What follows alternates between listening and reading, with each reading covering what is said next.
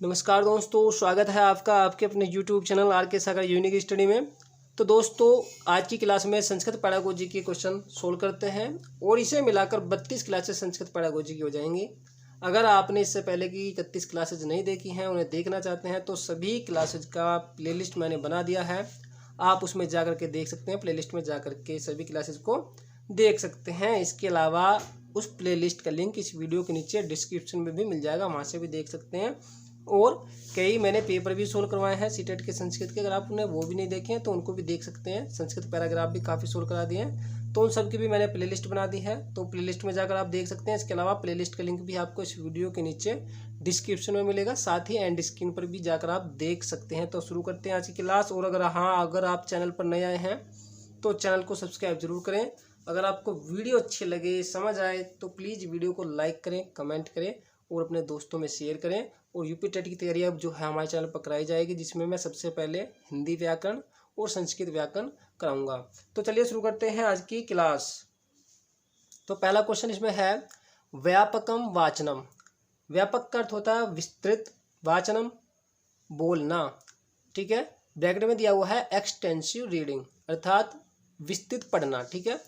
यहाँ पर जो वाचन है नहीं बोलना, उससे जो तात्पर्य है किससे है, पढ़ने से है। तो जो व्यापक जो रीडिंग होती है, व्यापक यानी कि विस्तृत जो पढ़ना है, ठीक है, तो उसका अधोलिखितेषु निम्नलिखित में से केन किसके सहसात संबद्धम नास्ति, संबद्ध नहीं है। तो क्वेश्चन में पूछा गया है जो व्यापक जो रीडिंग होती है यानी कि जो विस्तृत रीडिंग होती है, विस्तृत रूप में जो पढ़ना होता है, उसका निम्नलिखित में से किसके साथ में संबद्ध नहीं है, क्वेश्चन में ये पूछा गया है।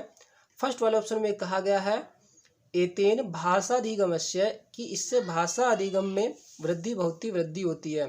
तो देखिए, यदि कोई भी छात्र, कोई भी बच्चा अगर जो विस्तृत जो पढ़ेगा, चीज़ों को जो है देर तक पढ़ेगा, तो उससे जो है क्या होगा, भाषा अधिगम में वृद्धि होगी। तो पहला ऑप्शन तो क्या है, सही होगा, क्योंकि उसने पूछा है कि जो व्यापक जो पढ़ना है उसका निम्नलिखित में से किसके साथ में संबंध नहीं है।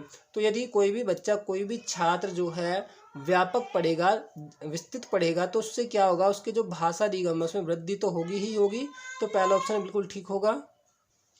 सेकंड ऑप्शन है एतेन पठनस्य अधिकम आनंद लभ्यते, इसके पढ़ने से अधिक आनंद मिलता है। तो इसमें ये कहा गया है यदि कोई छात्र जो है व्यापक पढ़ता है यानी कि विस्तृत पढ़ता है, तो इससे पढ़ने में जो है अधिक आनंद मिलता है। तो देखिए, आपको पता है कि कोई भी जो छात्र है विस्तृत किसको पढ़ेगा, किसका जो है विस्तृत जो है पठन किया जाएगा, रीडिंग किया जाएगा। तो आपको पता है कोई भी कहानी होगी या जो है कोई भी नाटक होगा, ठीक है। और कहानी या नाटक क्या होता है, आपको पता है लंबी लंबी होती हैं, बड़ी बड़ी होती हैं। तो उनको पढ़कर जो छात्र हैं वो उनसे जो है उनको आनंद की प्राप्ति भी होगी। तो ठीक है, तो इससे पढ़ने में जो है जो अधिक आनंद है वो भी मिलता है। तो ये वाला ऑप्शन भी क्या जाएगा, ठीक हो जाएगा, क्योंकि उसने नहीं वाला ऑप्शन पूछा कि नहीं वाला कौन सा इसमें है जो नहीं है। तीसरे ऑप्शन में कहा कि एतेन सूक्ष्म विषयाणाम, इससे सूक्ष्म विषयों का पठन बहुत ही होता है, येन जिससे गंभीर बोध होती, जिससे जो है गंभीर बोध अर्थात गंभीर ज्ञान होता है। तो देखिए, इसमें ये कहा गया है कि जो व्यापक जो रीडिंग है यानी कि विस्तृत जो रीडिंग है, इससे क्या होता है, जो सूक्ष्म विषय हैं, जो बारीकी हैं मतलब विषय में, उनका पठन होता है, वो पढ़ी जाती हैं इनसे, और इससे जो है गंभीर भी जो है बोध होता है, गंभीर ज्ञान होता है। तो अब आप एक बात बताइए, यदि कोई भी लंबी कहानी है, कोई भी जो है लंबा नाटक है, काफ़ी लंबा है, विस्तृत है, तो उसको यदि पढ़ रहे हैं तो उससे क्या जो सूक्ष्म विषय हैं उनका जो है वो पढ़ी जाएंगी, मतलब उनको जो है जो छोटी छोटी जो विषय हैं मतलब बारीकी से वो पढ़ा जाएगा, या फिर उससे जो है गंभीर ज्ञान होगा, तो नहीं होगा। क्योंकि विस्तृत चीज़ें हैं, विस्तृत चीज़ों को आप जानते हैं, कोई भी नाटक या कहानी है, क्या आप उसको जो है समझ समझ कर एकदम से ऐसे पढ़ते हैं, नहीं पढ़ते आप, जो उसको बहुत जल्दी जल्दी पढ़ते हैं, क्योंकि वो बहुत लंबा होता है, उसमें आपको जो आनंद की प्राप्ति होती है, ठीक है। तो उसमें जो है मतलब इससे जो जो सूक्ष्म विषय है इसका पठन नहीं होता है, ठीक है, कि जिससे जो गंभीर बोध होता है, इससे जो है गंभीर ज्ञान, गंभीर समझ नहीं होता। क्योंकि आप जो है कोई भी नाटक या कहानी होती है उससे जो है गंभीर जो है नहीं पढ़ते, गंभीर रह करके, ठीक है। यदि हम बात करते हैं फोर्थ वाले ऑप्शन की, एतत् पाठस्य सामान्य बोधार्थम अस्ति, कि इससे जो पाठ का सामान्य बोध का ठीक है, सामान्य बोध का क्या होता है, अर्थ होता है। ठीक है, इससे जो है पाठ का सामान्य बोध होता है, तो बिल्कुल ठीक है, इससे जो है पाठ का क्या होता है, सिर्फ सामान्य जो बोध होता है, सामान्य समझ होती है इससे पाठ की। ठीक है, लेकिन कौन सा नहीं होगा, जो उससे संबद्ध नहीं है, तो हो जाएगा तीसरा वाला ऑप्शन, जो व्यापक वाचन है। ठीक है, इससे जो है सूक्ष्म विषयों का पठन होता है, जिससे गंभीर बोध होता है। ये वाला जो ऑप्शन है इसमें ये सही नहीं होगा, तो आंसर होगा तीसरा वाला ऑप्शन। अगर क्वेश्चन समझ आया है तो प्लीज़ वीडियो को लाइक जरूर करें, एक लाइक तो बनता है, कमेंट भी करें और शेयर जरूर करें वीडियो को। आइए देखते हैं क्वेश्चन नंबर 2। क्वेश्चन नंबर 2 है अधस्तनेषु निम्नलिखित में से का उक्ति, कौन सी उक्ति या कौन सी बात समीचीना अस्ति, सही है। तो इसमें पूछा गया है कि निम्नलिखित में से कौन सी युक्ति या कौन सी जो बात है, कौन सा तथ्य जो है सही है। समीचीन का अर्थ आप जानते हैं, उपयुक्त या सही। तो फर्स्ट ऑप्शन में कहा गया है वाक्यार्थ बोधे, वाक्य अर्थ के बोध में विराम चिन्हनाम कोपि प्रभाव नास्ति, विराम चिन्हों का कोई भी प्रभाव नहीं है।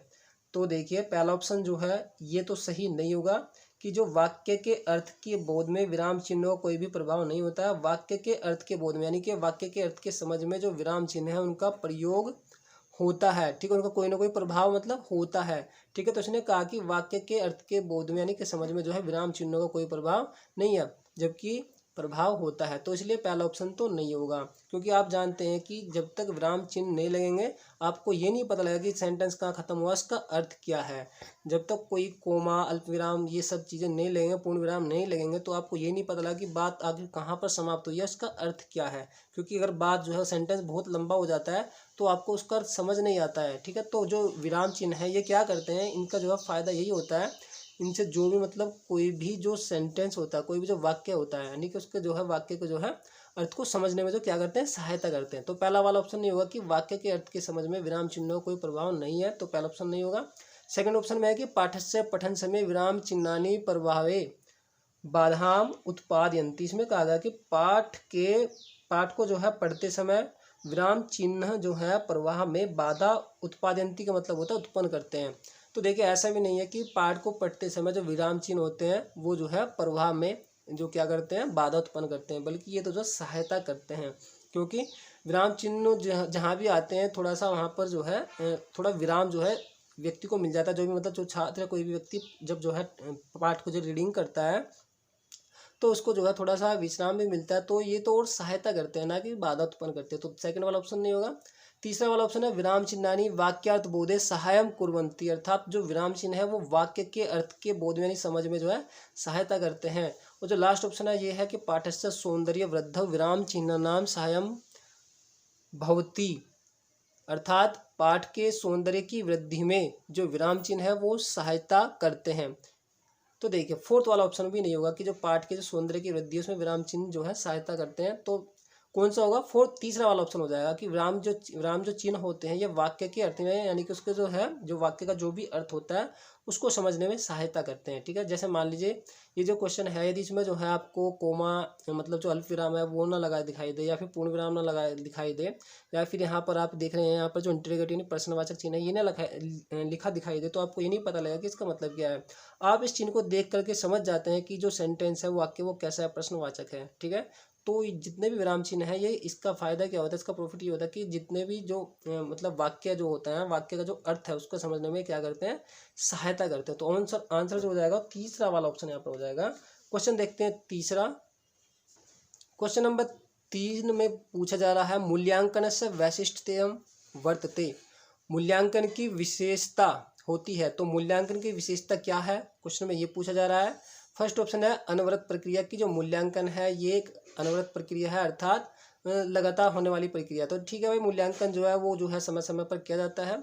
सेकंड वाला ऑप्शन में कहा गया कि सामाजिक प्रक्रिया, तो बिल्कुल सामाजिक प्रक्रिया भी है, समाज से जुड़ी हुई है। तीसरा ऑप्शन है निर्णयात्मक प्रक्रिया, तो निर्णयात्मक प्रक्रिया भी है, क्योंकि जब बच्चे की जो भी कोई भी मतलब कॉपी होती है, मतलब जो भी बच्चों को पढ़ाया है उसका जब मूल्यांकन किया जाता है तो फिर निर्णय लिया जाता है कि बच्चे को जो आगे क्या किया जाए, क्या क्या जो है सो समझाया जाए, बच्चे ने कितना सीखा। तो निर्णय कहने का मतलब ये है निर्णयात्मक प्रक्रिया भी हो है। तो आंसर कौन सा हो जाएगा, फोर्थ वाला ऑप्शन हो जाएगा उपयुक्तम सर्वमपि। ठीक है, तो आंसर हो जाएगा फोर्थ ऑप्शन। क्वेश्चन देखते हैं 4। क्वेश्चन नंबर 4 है बालकानां भाषणम कौशलस्य बालकों के या बच्चों के बोलना कौशल के आकलन के लिए अधोलिखितेषु निम्नलिखित में से का वाक्यम उचितम अस्ति, कौन सा वाक्य सही है। क्वेश्चन पूछा गया है बच्चों के बोलना कौशल के आकलन के लिए निम्नलिखित में से कौन सा वाक्य सही है। फर्स्ट ऑप्शन है कविता पाठ है, कविता का पाठ यानी कविता पढ़वाना। तो देखिए ये तो क्या है, जो बच्चे हैं बोलना कौशल का आकलन जो है इससे किया जा सकता है, ठीक है। यदि हम बात करते हैं सेकंड वाले ऑप्शन की कि कथा श्रवणम, कहानी सुनना, तो कहानी सुनकर भी आप जो है जो बच्चे का बोलना कौशल है उसका आकलन कर सकते हैं। तीसरे ऑप्शन में है सुंदर लेख लेखनम, सुंदर लेख लेखनम, सुंदर लेख लिखना। तो देखिए जो सुंदर लेख लिखना है ये तो क्या है, क्वेश्चन पूछा गया है कि बच्चों के बोलना कौशल का आकलन जो है करना है, ठीक है। तो सुंदर लेख लिखने की यहाँ पर बात हो रही है, तो लिखने से जो बोलना कौशल है उसका आकलन नहीं किया जा सकता, क्योंकि यहाँ पर बात किसकी की गई है, लिखने की। फोर्थ ऑप्शन में है कि बालकेभ्यः तेषां विचाराणां प्रस्तुतिकरणम, कि बच्चों से उनके जो विचार है उनकी प्रस्तुति, उनका प्रस्तुतिकरण। तो देखिए इसमें आपको ढूंढना है कि सबसे उपयुक्त ऑप्शन कौन सा है। ओके, तो देखिए कविता का पाठ यदि कविता बच्चा जो है पढ़ेगा, ठीक है, तो इससे इतना जो उपयुक्त जो मतलब बच्चों का जो बोलना कौशल है उसका आकलन नहीं किया जा सकता, क्योंकि कविता जो है बच्चा क्या करेगा, किताब में देख करके उसको पढ़ देगा ऐसे ही। ये हम बात करते हैं कथा श्रवणम की, कि कथा सुनाना, यदि बच्चे जो है कोई भी कथा मतलब सुनाएंगे बोलेंगे, तो देखिए ये भी इतना उपयुक्त नहीं है, क्योंकि यदि हम बात करते हैं कंपेयर के आधार पर फोर्थ वाले ऑप्शन को देख करके कि बालकेभ्यः तेषां विचाराणां प्रस्तुतिकरणम, कि बच्चों के द्वारा उनके जो विचार हैं उसका प्रस्तुतिकरण यानी कि उनको प्रस्तुत करना। तो सबसे उपयुक्त यही है कि जो बच्चा है वो क्या करे, वो अपने जो है विचार प्रस्तुत करे, है ना।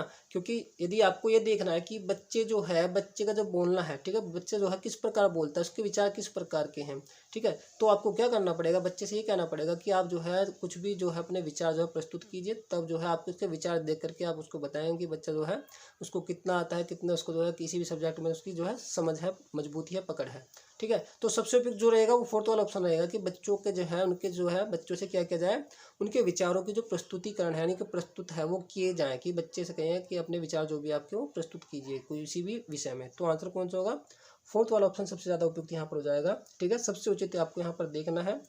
ओके, और यहाँ पर आप एक काम और कर लेना, यहाँ पर कर लेना सर्व उचितम, सॉरी सर्वाधिकम कर लेना, सर्वाधिक उचितम, ठीक है। तो इसका अर्थ हो जाएगा सबसे अधिक उचित कौन सा है, ठीक है। तो सर्वाधिकम और कर लेना यहाँ पर क्वेश्चन में। तो अगले देखते हैं नेक्स्ट क्वेश्चन। तो फिलहाल इसमें आंसर कौन सा होगा, फोर्थ वाला ऑप्शन हो जाएगा। क्वेश्चन नंबर 5 है भाषा अस्ति, भाषा है। फर्स्ट ऑप्शन है अजितम संपत्ति, अजित संपत्ति है। सेकंड ऑप्शन है वित्तम संपत्ति, अर्थात धन संपत्ति है, वित्तम का अर्थ होता है धन। तीसरा ऑप्शन है निरर्थक संपत्ति, की निरर्थक संपत्ति है, बेकार है, जिसका कोई यूज ही नहीं है। फोर्थ ऑप्शन है उपरोक्तम सर्वमपि, अर्थात उपरोक्त सभी। तो भाषा क्या है, भाषा एक अर्जित संपत्ति, तो आंसर हो जाएगा फर्स्ट वाला ऑप्शन हो जाएगा। अर्जित संपत्ति क्यों होती है, क्योंकि इसका जो अर्जन है वो जो है किससे किया जाता है, समाज से, पीढ़ी से किया जाता है, जो हमारे पूर्वज जो है पहले से करते आ रहे हैं, ठीक है। तो ये क्या होती है, अर्जित संपत्ति होती है, जिससे जो बच्चा होता है वो अनुकरण के माध्यम जो है क्या करता है, अर्जित करता है, अर्जन करता है, ठीक है। तो भाषा क्या होती है, एक अर्जित संपत्ति होती है। तो आंसर होगा फर्स्ट वाला ऑप्शन। क्वेश्चन नंबर 6 देख लेते हैं।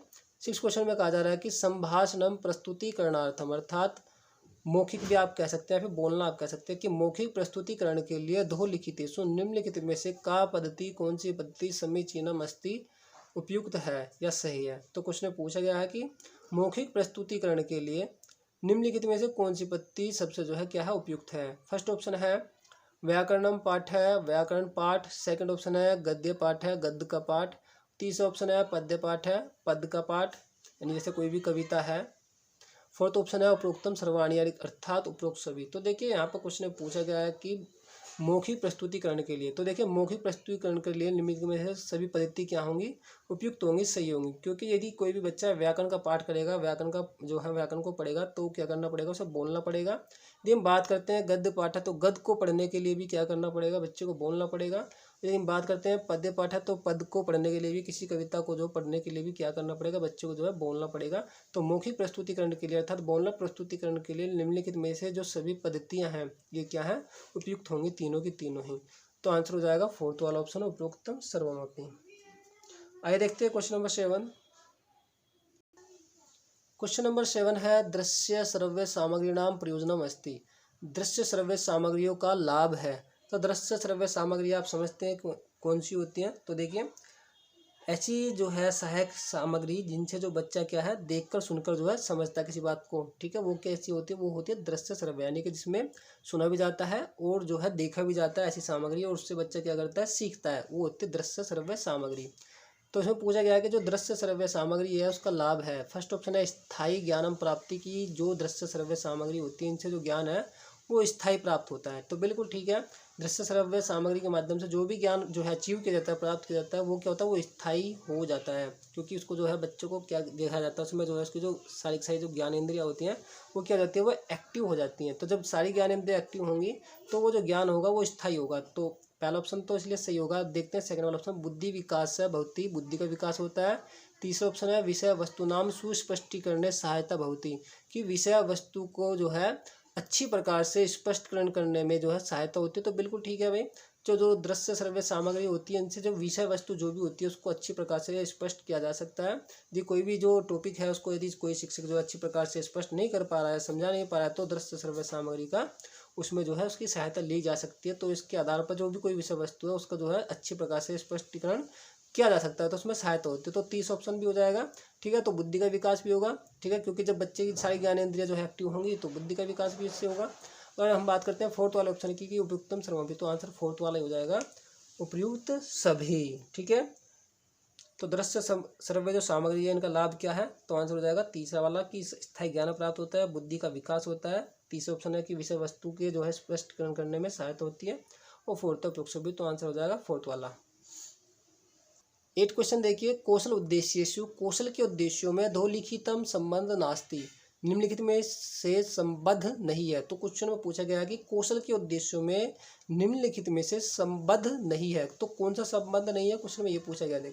फर्स्ट ऑप्शन है पठनम, सेकंड है श्रवणम, तीसरा है लेखनम और लास्ट ऑप्शन है भाषा है आसक्ति, भाषा की आसक्ति, अर्थात भाषा में जो बच्चे का है जो लगाव है या नहीं है, बच्चे का मन है या नहीं है, ये, ठीक है। तो देखिए कौशल के उद्देश्य में जो पढ़ना है ये भी होता है, श्रवण सुनना भी होता है, लेखन लिखना भी होता है, ठीक है, कौशल के उद्देश्य हैं तीनों। लेकिन भाषा की आसक्ति, अर्थात जो बच्चा है बच्चे की भाषा में आसक्ति है या नहीं है, उसका पढ़ने का मन है या नहीं है, भाषा को सीखने का मन है या नहीं है, ये कहना जो है पॉसिबल नहीं है। तो आंसर कौन सा हो जाएगा, फोर्थ वाला ऑप्शन हो जाएगा।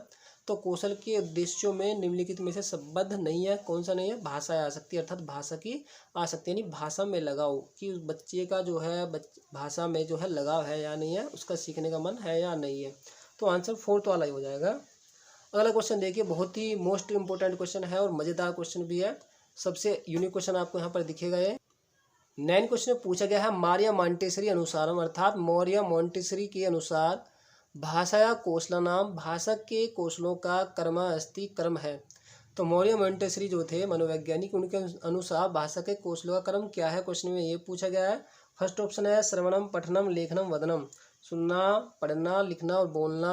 सेकंड ऑप्शन है श्रवणम वदनम लेखनम पठनम, सुनना बोलना लिखना पढ़ना। थर्ड वाला ऑप्शन है श्रवणम वदनम पठनम लेखनम, सुनना बोलना पढ़ना लिखना। लास्ट ऑप्शन है वदनम श्रवणम पठनम लेखनम, बोलना सुनना पढ़ना और लिखना। तो सही आंसर इसमें कौन सा है, तो देखिए मुझे पता है ज़्यादातर सभी स्टूडेंट जो कौन से की तरफ जा रहे होंगे, वो जा रहे होंगे श्रवणम वदनम पठनम लेखनम, ठीक है। तो देखिए बिल्कुल सही है, लेकिन ये जो है जितने भी मतलब सारे मनोवैज्ञानिक है वो यही मानते हैं कि जो कौशल होते हैं भाषा के कौशल, उनका जो विकास का क्रम है यही होता है सुनना बोलना पढ़ना और लिखना। लेकिन जो मारिया मॉन्टेसरी है वो ये मानते थे कि जो बच्चे हैं, ठीक है, बच्चों के अंदर जो भाषा के कौशलों का जो विकास का क्रम है वो ये नहीं है, वो ये है कि सुनना, पहले बच्चा सुनता है फिर बोलता है फिर क्या करता है, फिर जो है लिखता है फिर जो है पढ़ता है, वो ये ऐसा मानते थे, ठीक है। सारे मनोवैज्ञानिक ये मानते थे कि पहले बच्चा सुनेगा फिर बोलेगा फिर उसके बाद जो पढ़ना सीखेगा उसके बाद में लिखना।